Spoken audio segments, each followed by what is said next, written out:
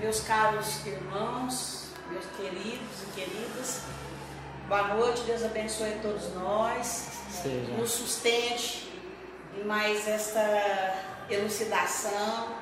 Hoje nós vamos fazer breves comentários sobre o capítulo 16, não se pode servir a Deus e a mamon. Tiramos de lá um pequeno trecho, que é a parábola dos talentos, para a gente tecer alguns comentários da noite acerca, do objetivo providencial da riqueza, ser rico e ser pobre. O que é ser rico e ser pobre? Nós podemos encarar a riqueza e a pobreza como falta ou acúmulo de alguma coisa.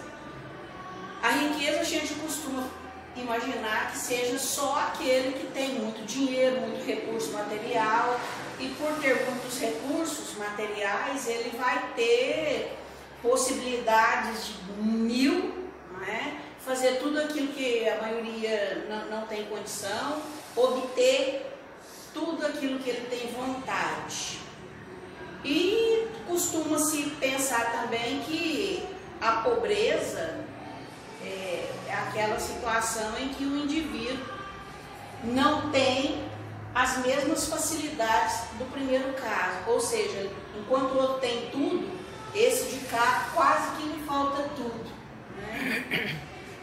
A única coisa que a gente pode aprender disso aí, a única não, uma das muitas, mas que a gente pode pegar para o nosso dia a dia, é o seguinte: não existe prova fácil. A prova da riqueza é mais fácil do que a prova da pobreza. Não tem nada fácil. Vai depender das reações daquele que vai estar em cada uma dessas situações. Vai depender? Como é que é?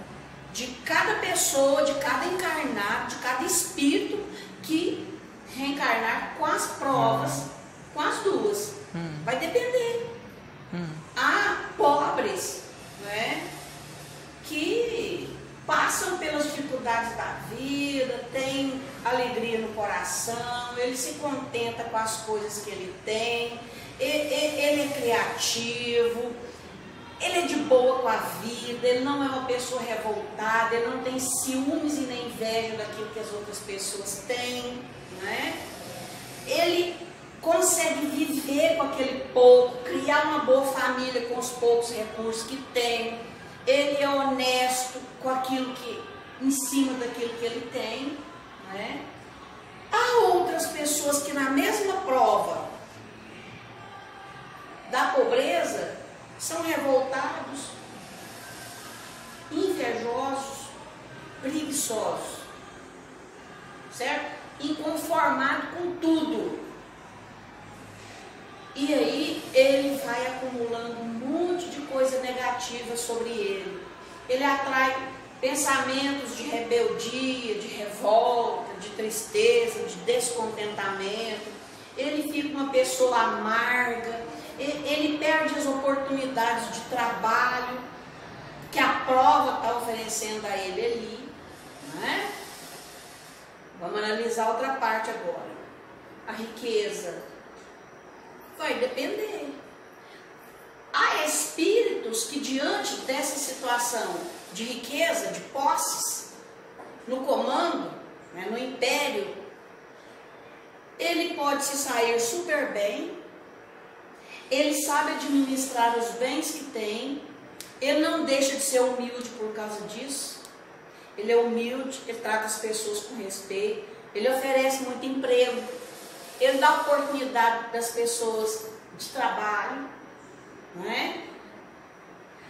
Por outro lado, pode ter espíritos que na mesma prova são dissipadores, destrói tudo que tem, não coordena o que tem, não faz bom uso, nem para ele mesmo e nem para ninguém, se sente superior a todas as pessoas porque tem dinheiro, Lesa todo mundo. Vai aproveitar as facilidades que tem para lesar os outros, para escravizar os outros, para humilhar os outros. Vocês estão vendo que não é nem riqueza e nem pobreza? São as qualidades, o caráter do Espírito encarnado, nesta ou naquela, que vai determinar o que ele vai fazer de uma prova e de outra. Não existe prova, em se pensando de riqueza e pobreza, prova mais fácil e mais difícil. Todas as duas têm o mesmo quilate, o mesmo peso de responsabilidade. Todas as duas, tá? Em uma e em outra, as pessoas podem se adaptar, se adequar, né? Exercitar a compreensão, a sabedoria e viver relativamente bem, ainda que esteja com um certo descontentamento, mas ele não vai revoltar com tudo e com todos e nem com Deus por conta disso. Então, é muito fácil a gente falar assim, a vida daquele fulano lá, porque tem muito, é boa. O que ele passa também para poder ter tudo aquilo? É uma prova difícil. De repente, se nós estivéssemos lá no lugar dele, nós não daríamos conta, não. Não é assim? Então, a gente precisa de ver as coisas na vida, os acontecimentos na vida, e o tempo todo está refletindo. Não tem nada fácil para ninguém. Não tem nada fácil, mas também não tem nada impossível para ninguém. Não é impossível. Se fosse impossível, Deus não nos daria oportunidade, porque Ele já saberia que nós não daríamos conta. Se Ele assim permite, é porque sabe que tem um fim útil, tem um objetivo para tudo isso, e que nós podemos reverter as situações mais escabrosas e tirar dela as melhores lições. Aproveitar bem a estadia aqui no planeta Terra, que assim é tão curtinha, né, gente? Para que a gente se perca em reclamações excessivas e desvalorizando as coisas boas que Deus nos permitiu ter, que são as oportunidades, né, da nossa vivência e da nossa convivência no planeta Terra. Então, a gente vai começar falando para os irmãos, mostrando ali para os nossos irmãos a parábola dos talentos, mas não aquela que Jesus já nos contou, porque essa nós já sabemos. Nós resolvemos agora pegar uma outra parábola, né, de um poeta, para poder tirar nas duas, as melhores oportunidades de reflexão para a nossa vida aqui. Mas o que nós estamos fazendo com o nosso talento? Talento nós temos. O que nós estamos fazendo com ele? Lá naquele período recuado, quando Jesus contou essa parábola, o talento, um talento, só para vocês verem o quanto vale um talento equivalia 15 anos de salário de um trabalhador. Não era pouca coisa, não. Que às vezes a gente fala assim, mas Jesus contou que o Senhor chamou 3 trabalhadores, né? E disse aqui, para você eu dou 3 talentos. Para você eu dou 2 e para você só 1. Mas por que deu só 1 para o outro? Há motivos que aparentemente a gente não consegue entender, né? Tem que parar para pensar. Cada um foi lá e multiplicou esses talentos, né? 3 virou 6, 2 virou 4, mas aquele que ganhou 1 enterrou o seu talento. Vamos parar por aqui. Então, o talento vale muito. Naquela época valia muito, certo? Pensa, 15 anos de trabalho de uma pessoa. Então, era uma quantidade considerável que ele estava colocando na mão de cada um. até mesmo daquele que pegou apenas um talento. Era um dinheiro considerável, né? Deu um tempo, depois de um tempo voltou para ver o que eles haviam produzido. A gente para aqui para ver o que o poeta nos ensina, né, sobre essa parábola aí. Esse poeta brasileiro, ele conta que havia um homem muito rico, possuidor de várias propriedades, e ele era apaixonado por jardins. Os jardins ocupavam o pensamento dele o tempo todo e ele repetia sem cessar toda hora: o mundo inteiro ainda deverá se transformar num grande jardim. O mundo inteiro deverá ser belo, perfumado e pacífico como um jardim. O mundo inteiro ainda se transformará num lugar de felicidade, porque num jardim até o cara mais triste vai ficar elevado, né? A sua sensibilidade vai ser mexidas, né? Então vamos lá.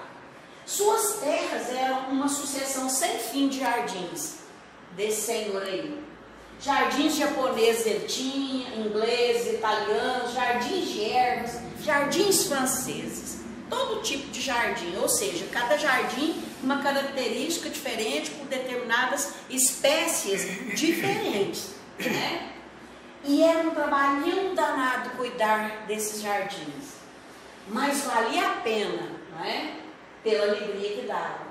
O verde das flores, o colorido das flores, as variadas simetrias das plantas, os pássaros e as borboletas que ali nos jardins vêm, os insetos que tem ali, as fontes que geralmente tem, as frutas, não é? E o perfume que reinava ali naquele ambiente. Sozinho ele não daria conta, então por isso ele anunciou lá no reino que precisava de jardineiros. Muitos se apresentaram e foram empregados nesse jardim, né? Aconteceu que ele precisou fazer uma longa viagem. Ele iria a uma terra longínqua comprar mais terras para plantar mais jardins. Assim chamou 3 dos jardineiros que contratou. Os 3 jardineiros que ele contratou para cuidar dos 3 jardins favoritos dele foram o Paulo, o Hermógenes e o Boanerges, né? E ele disse para os 3: vou viajar, ficarei muito tempo longe e quero que vocês cuidem dos 3 dos meus jardins. Os outros eu já providenciei quem cuida deles, mas esses 3 eram especial para eles, então ele chamou esses 3, né? A você, Paulo, eu entrego o cuidado do jardim japonês. Cuide bem das cerejeiras e veja que as escarpas estejam sempre bem alimentadas. Todo mundo sabe, aqueles peixes coloridos, aquelas escarpas, então havia muito naquele jardim, além das cerejeiras lindas, né? A você, Hermógenes, entregue o cuidado do jardim inglês, com toda a sua exuberância de flores pelas rochas, não é? E a você, Boanerges, eu entrego o cuidado do jardim mineiro, com romãs, hortelãs, jasmins, todo tipo de fruta que tinha lá. Lindo, né? Dito essas palavras, ele se foi. O Paulo ficou muito feliz e pôs-se a cuidar do jardim japonês. O Hermógenes ficou muito feliz e pôs-se a cuidar do jardim inglês. Mas o Boanerges, ele não era jardineiro. Ele mentiu quando foi contratado, ele não era. Então o que ele fez? Ele começou a reclamar. Cuidar de jardins não é comigo, é trabalho demais. Veja só. Trancou então o jardim com um cadeado e o abandonou. Entendeu? Foi lá, fechou, passou uma grossa corrente, cadeados lá para ninguém entrar, usurpar nada lá dentro, e ficou quieto enquanto os outros trabalhavam para cuidar dos jardins que lhe foram confiados. Passado muitos dias, voltou o Senhor dos jardins, ansioso para ver os seus jardins. O Paulo feliz foi lá e mostrou o jardim japonês, que estava muito mais bonito do que quando recebera. O Senhor dos jardins ficou muito feliz e sorriu. Aí veio a vez do Hermógenes, né, mostrar para o dono, né, dos jardins o jardim inglês. exuberante de flores e de cores. O senhor dos jardins ficou muito feliz e sorriu. Aí foi a vez do Boanerges. E não havia formas de enganar naquele momento, porque ele deveria mostrar ao dono o trabalho realizado. Então, ele diz: ah, Senhor, eu preciso confessar, eu não sou jardineiro. Os jardins me dão medo, eu tenho medo das plantas, dos espinhos, das taturangas, das aranhas. Minhas mãos são delicadas, não são próprias para mexer com a terra, essa coisa suja. Então, terra para ele é sujeira. Não são próprias, mas o que me assusta mesmo é o fato das plantas estar sempre se transformando. Elas crescem, florescem, perdem as folhas, está sempre sujando o tempo todo, caindo folha, aí você tem que arrancar matinho, aquela coisa toda. Então é um trabalho, né? Cuidar delas é uma trabalheira sem fim. Se estivesse no meu poder, olha o tanto que ele ainda é corajoso. Se tivesse no meu poder, todas as plantas e flores seriam de plástico. Para não se mudar nem do lugar, para nem se mover, né? Para não soltar nenhuma sujeirinha, para eu não ter que fazer nada. E a terra seria coberta com cimento, pedras e cerâmica, para evitar sujeira. As pedras me dão tranquilidade. Olha só. Elas não se mexem. Elas ficam onde são colocadas. Como é fácil lavá-las com o esguicho e a vassoura. Não é com o esfregão, não. É com o esguicho aquele, sabe? Você vai passando assim, vai arrancando tudo, né? Só facilidade o amiguinho aí gosta, né? Então, assim, eu não cuidei do jardim.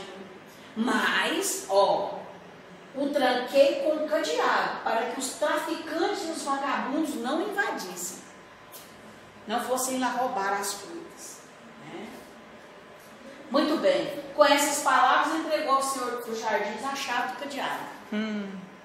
O Senhor dos jardins ficou muito triste e disse: esse jardim está perdido. Deverá ser todo refeito, porque ninguém fez nada por ele, né? Hermógenes, vocês, ou seja, você e o Paulo, vão ficar encarregados de cuidar desse jardim. Além do deles que eles cuidavam, eles ainda iam ter que dividir e cuidar do jardim do nosso camaradinho ali, né? Do Ané. Quem já tinha jardins ficará com mais jardins. E o outro tirou o jardim da responsabilidade dele. E quanto a você, Boanerges, respeita o seu desejo. Você não gosta de jardins. Vai ficar sem jardins. Você gosta de pedras, pois de hoje em diante você irá quebrar pedras na minha pedreira.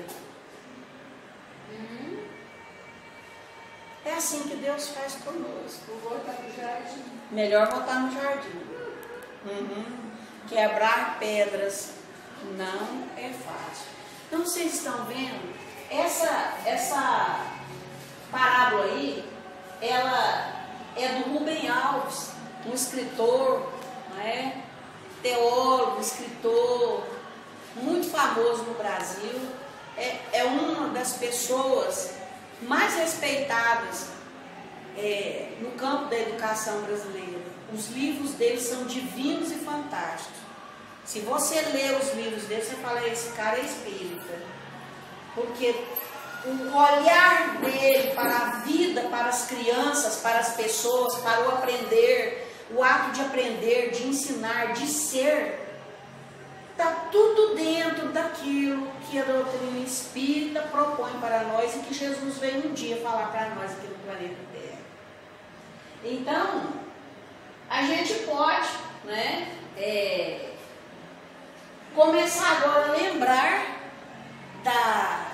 dos talentos que foram multiplicados pelos outros e enterrados, né, pelo indivíduo da história que Jesus nos contou.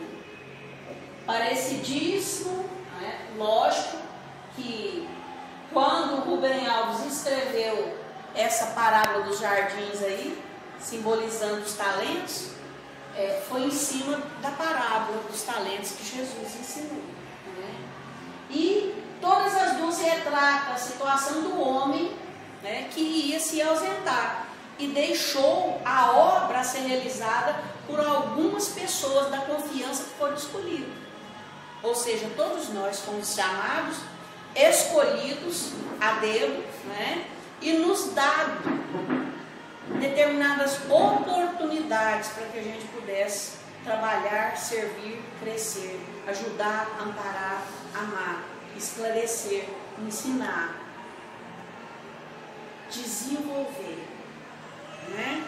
Então, quem ganhou, né, 5 ou 3 foi só multiplicando. E quem ganhou 1 e enterrou, simplesmente significa perder a oportunidade de servir, de trabalhar, de fazer render, né? Teve medo, ficou chocado pelo medo, não caminhou, não andou. O medo impede as pessoas de caminhar, de aventurar, de arriscar. Impede o crescimento nosso. Nós devemos sim temer as coisas, mas não a ponto desse medo neutralizar as nossas possibilidades, né? Então, meus amigos, na interpretação do irmão X, né, Humberto de Campos, ele faz a interpretação da parábola dos talentos, né? Aquele que ganhou, por exemplo, 5, ele ganhou dinheiro, poder, o conforto, a habilidade, o prestígio. É uma forma de interpretar diferente também, que o irmão X tem, tá? Ele fez com que o dinheiro gerasse progresso e trabalho, né? O poder, o conforto, a habilidade e o prestígio gerasse amizade, esperança e gratidão nas pessoas. Há muitos ricos que fazem isso. Muitos ricos. Aliás, nós que somos pobres, somos empregados de quem? Daqueles que nos podem pagar para fazer alguma coisa. A gente deveria ter um pouco de gratidão, né? Até orar por essas pessoas. Aquele que ganhou os 2, que na interpretação do irmão X foi inteligência e autoridade, ele fez render cultura e experiência. Então, quem nasce com as provas e a oportunidade de trabalhar com inteligência, ele vai gerar sempre cultura. Mas aquele que recebe a autoridade, ele não pode ser autoritário, arbitrário, desrespeitar a vez, a posição, o ponto de vista das pessoas. Ele pode, com a autoridade dele, gerar muita experiência, partilhar com as pessoas, né? Não é fazer para o outro, é fazer com o outro, junto ao outro, né? Agora, na interpretação do irmão X, o que ganhou só um talento, ganhou o talento de ser espírita, da doutrina espírita. Somos nós. O que estamos fazendo com a doutrina?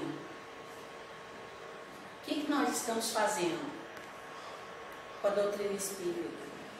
Com todo esse leque de conhecimento que o Espiritismo proporciona para nós. O Espiritismo, só para lembrar, deixar bem claro, que é o cristianismo redivivo, é a revivescência do Evangelho de nosso Senhor Jesus Cristo. Não existe Espiritismo sem o Cristo, sem os ensinamentos do Cristo. O Espiritismo trouxe, abriu um leque a mais, uma possibilidade a mais de nós visualizarmos outras coisas além daquelas que estavam empanadinhas para nós há um tempo atrás. Então, apenas um pouquinho a mais de recurso de compreensão, de entendimento das coisas da vida, do espírito, da imortalidade, da evolução, da reencarnação, da lei de causa e efeito, da lei de amor, de justiça e de caridade, né? Então, o que nós estamos fazendo com esse conhecimento espírita? Se ele estiver intacto, se cada um de nós não estivermos multiplicando este talento, nós vamos responder por isso. Mas como é que a gente desenvolve esse talento aqui? Como que a gente desenvolve talento com os conhecimentos espíritas? Sendo mais tolerante, saindo do legalismo religioso, de preconceito, de tudo que é coisa que nós viemos acumulando ao longo das religiões e que ficou incrustado na gente e que impede a gente de soltar a mente, de expandir a mente para ver coisas diferentes lá mais na frente. A gente se limita como se colocasse uma viseira aqui do lado para não ver nada do lado. Quer ver só uma coisa, retilínea assim, ó. A própria reencarnação dos princípios da doutrina espírita nos mostra, não é, que a reencarnação ela é o que? Uma espiral. Ela está nesse giro aí, dessa espiral aí, nós estamos sempre mudando aqui, ó, de posições, entendeu? Ó, nós estamos caminhando, não é? E ao mesmo tempo mudando de posições. Sou pobre, ora sou rico, ora trabalho no campo da expansão da inteligência, ora eu sou uma autoridade para ajudar a humanidade a caminhar, né? Ora eu tenho muito conforto, outra hora eu tenho necessário, e a depender das minhas necessidades de aprendizagem, às vezes eu venho sem nem o mínimo, ou seja, eu vou ter que depender dos favores das outras pessoas que me cercam, para que eu saiba valorizar as coisas, para que eu saiba reconhecer aquilo que as pessoas podem e estão fazendo em relação a nossa pessoa, né? E multiplicar o talento espírita é a gente ser alegre, amoroso, fraterno, né? Sempre numa conversa.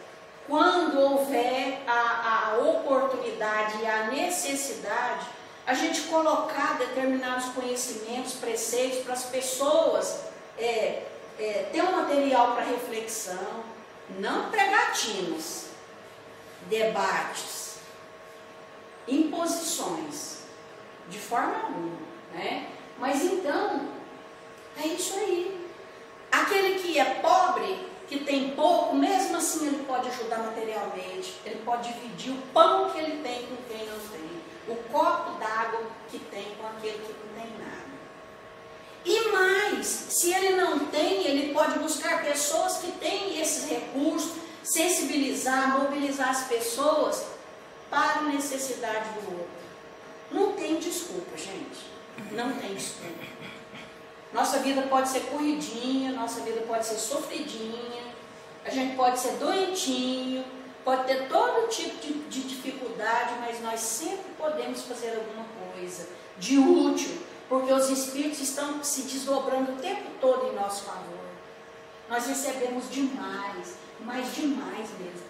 Então a gente se lembra, vamos nos lembrar de algumas figuras do próprio Evangelho, das Escrituras Sagradas, pessoas que vieram com um determinado patamar de superioridade, em poder, em dinheiro, em recursos, mas que fizeram alguma coisa para alguém. Olha lá, por exemplo, Maria Madalena veio uma mulher cheia de beleza, né?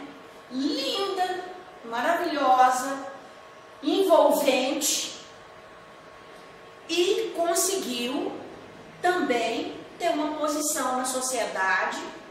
Não importa, e não está em discussão a que preço e de que jeito, mas ela se tornou uma pessoa de elevação lá na sociedade, e pelo muito que ela tinha de dinheiro, certo? Mas quando ela conhece o Cristo, o seu coração estava preparado para receber Jesus. E ela sempre dava bolsas de dinheiro quando saía na rua, carregadas. Sempre tinha uns pacotinhos de bolsinhas de moedas para poder distribuir para as pessoas. Isso era diário. ela recebia as pessoas na porta da casa, punha para dentro para poder alimentá-las, né? Então, recebeu Jesus dentro do seu coração, abdicou de tudo aquilo, ou seja, ela já estava preparada para isso, né? Ou seja, para se desfazer das coisas materiais. E nós? A gente tem facilidade de se desfazer daquela camisa bacana, aquela que a gente ganhou da pessoa que a gente mais gosta, um par de sapato. Quantos pares de sapato, camisa, calça, vestidos, saias, blusas e outras coisas que nós temos dentro do guarda-roupa, que temos tanto que se passar roda o ano e a gente nem põe a mão em determinadas roupas e calçados, que a gente nem precisa de usar. Estão lá estocadas, até cair de moda, e a gente quer que o outro use. Não é isso? Não é interessante isso? Pois é. Então vamos lembrar do Zaqueu também, aquele pequeno homem grande que a gente falou da vez passada aqui, né? Zaqueu também, lá naquele período anteriormente de se encontrar com Cristo, ele já estava aos poucos se desfazendo do dinheiro, usava o dinheiro para compra de terras, para plantar e para criar gados e empregar pessoas, para oferecer emprego para as pessoas. Ele cuidava dos funcionários de sua casa, ele cuidava dos familiares pobres da sua família, ele estava sendo mais atencioso. Por isso que Jesus diz, né, a salvação entrou nessa casa, porque esse também é o filho de Abraão. Ou seja, aquele espírito já estava preparado para abdicar das coisas materiais e começar a seguir adiante. Ele deu metade que tinha para os pobres e deixou o resto com a família tocando. Mudou de nome para Matias e foi seguir a Jesus, o 13º apóstolo de Cristo, né? Isso tudo ele fez. Teve várias outras encarnações que a gente, né, o Emmanuel fala naquele livro Ave Luz, o Quinto Valo, e depois reencarna no mesmo livro para ajudar, não é? Até chegar na condição de um Dr. Bezerra de Menezes no Nordeste brasileiro. Ninguém se transforma da noite para o dia. Quantos séculos a gente leva para poder chegar numa posição espiritual, não é? Todos esses espíritos aí, ó, passaram por isso. Eles tiveram que começar abdicando das coisas materiais. Eu sei que eu preciso delas para o meu uso, o mínimo possível. E tudo isso é empréstimo. Eu não levo nada daqui, né? O José de Arimateia, por exemplo, né, foi uma pessoa que realmente teve moral, know-how, condição, posição, dinheiro, não é? Mas ele era um cara justo, lá no Sinédrio. Ele defendeu o Cristo. Ele levantou a voz no Sinédrio para defender o Cristo. E tanto que o Sinédrio confiscou os bens dele e manteve ele preso por 13 anos. Né? Ao qual ele não se revoltou e a família dele, né, ficou com tudo o que ele tinha, sem direito a nem visitar filhos, a nada. Né? Então, vocês estão vendo quantos exemplos que a gente tem na história de pessoas que foram abdicando das coisas materiais para poder... Deixa eu te perguntar, José de Arimateia foi o que cedeu o sepulcro? Tá. Ele intercedeu junto às autoridades, pegou o corpo, providenciou tudo, toalhas, aquela coisa tudo, para que as pessoas familiares fizessem tudo aquilo que era de praxe, né? E ofereceu até mesmo o seu próprio sepulcro. E por conta disso, ele foi punido pela própria família e até pelo próprio Sinédrio, né, gente? Nicodemos pela mesma coisa. Não nasceu de família rica igual o outro, mas se enricou, teve poder, teve fama, teve muito dinheiro. e também não teve medo de, diante do sinédrio, né, defender a causa de Jesus, dizendo que ele era inocente. Lógico que também teve as retaliações, porque vocês sabem, né? Quando você faz defesa, toma partido de determinada causa e que essa causa incomoda, há retaliação. Isso aí é perfeitamente normal, né? Então, o próprio Nicodemos passou por isso também. E o Kardec, lá no Livro dos Espíritos, na 814, o Kardec pergunta assim para os espíritos: por que Deus concedeu a uns riqueza e o poder a outros? A riqueza miséria. E a miséria para outros. Né? O poder e a riqueza para um e a miséria a outros. Gente, por quê? Porque Deus acha uns mais bonitos do que os outros? Ou ele pensa assim, eu acho que aquele vai se sair melhor do que aquele? Não. Tudo é pela lei do mérito, né? Daquilo que você tem condições. Lembra que quando o dono veio e falou para o pessoal dos talentos, né? Muito bem, você está de parabéns. Quando aquele do disse que não tinha multiplicado nada e ainda falou que sabia que aquele senhor era muito bravo e colhia da onde que ele não tinha plantado, chamou o cara de quê? De cruel, né? De cruel, de injusto. Né? Não, então tá tudo bem, beleza. Então vai, afasta de mim e vai ficar lá em determinado lugar. Vai padecer só as dores lá, e de lá você não vai sair até que tenha pago o último centil. Ou seja, vai quebrar pedra lá na pedreira. Entendeu? Vai dar calo na mão, vai suar, vai chorar, vai passar pelas necessidades para valorizar a oportunidade que Deus deu. É isso.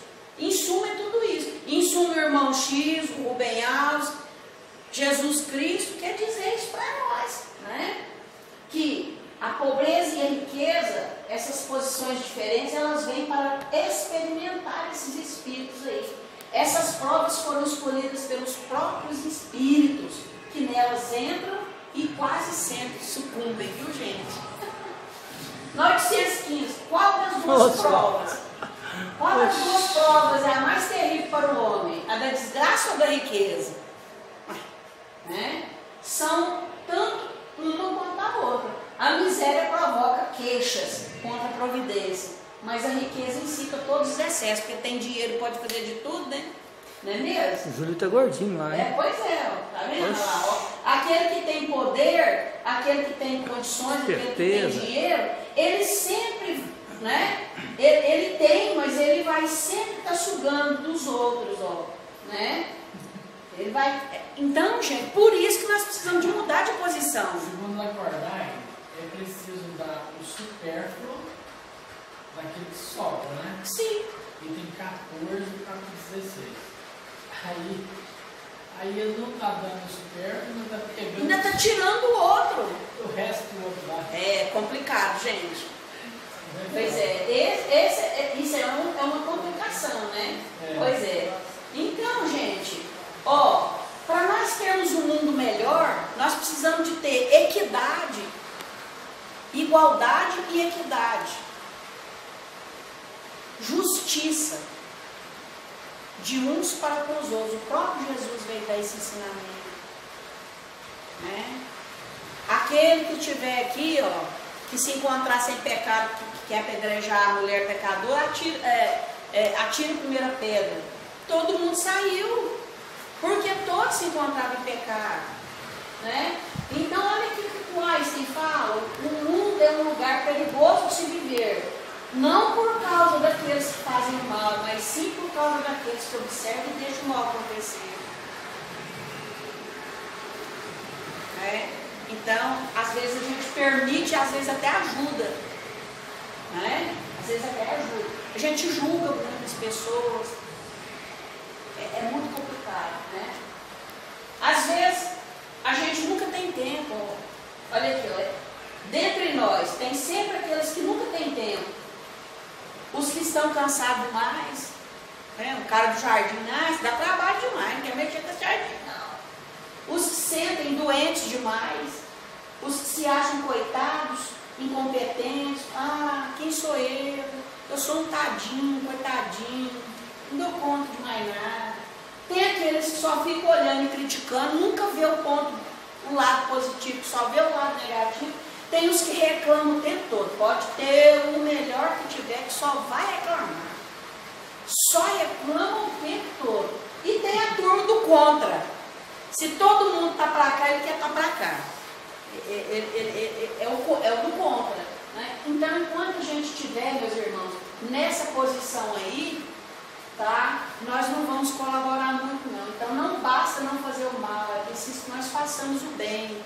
É preciso que a gente agradeça a Deus as oportunidades que nós temos. É preciso agradecer, pôr a mão para Deus, né, para os céus, e agradecer o que nós temos. Esforçar o máximo que pudermos para melhorar a nossa condição material, a nossa condição de saúde, de felicidade, de tudo. E naquilo que a gente não pode mudar, que seja feita a vontade de Deus, e não a nossa. Nós precisamos de ser mais resignados, deixar de ser rebeldes, ser mais obedientes. Não servir. Deus, Jesus e os Espíritos, ninguém serviu capacho.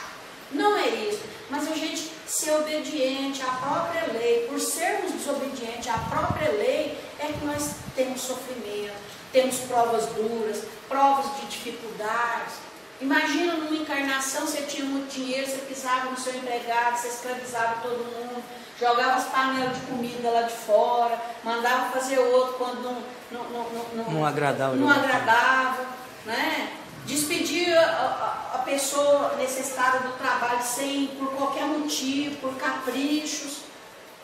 Todas essas coisas que fizemos e ainda continuamos fazendo em pequena escala, vai sempre depor contra nós. Em compensação, todo o bem que nós fizermos vai advogar a nosso favor em qualquer tempo e lugar, segundo o Espírito de André Luiz. Né? Então, caríssimos,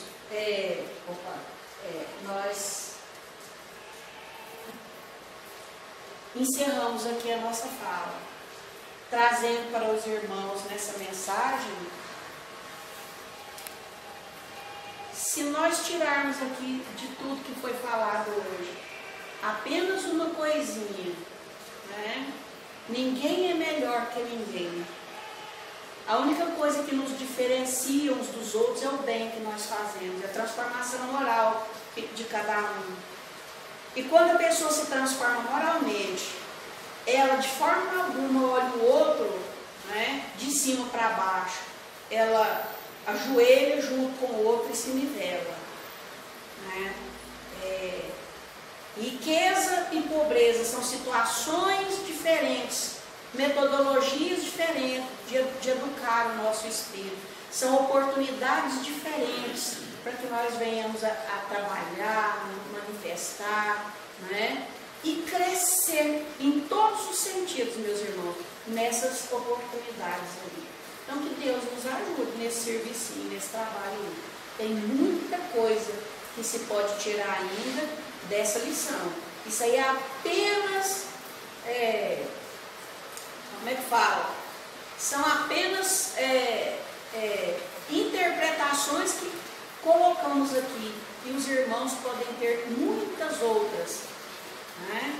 Essa passagem aí, ela é fantástica.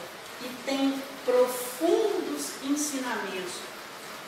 Nos ensina a ser empreendedores, principalmente espirituais. Nós precisamos de aprender a ser um bom empreendedor. Né? Está ligado em determinadas características, nos acontecimentos, saber multiplicar esse talento. Né? Nos elevar na condição espiritual, num patamar mais elevado, nunca nos esquecendo dos irmãos menores, daqueles mais necessitados que caminham conosco, carregam conosco a nossa caminhada. Então, que Deus nos abençoe e nos ajude a perceber essas coisas nos momentinhos da nossa vida. Tá? Que assim seja. Assim seja.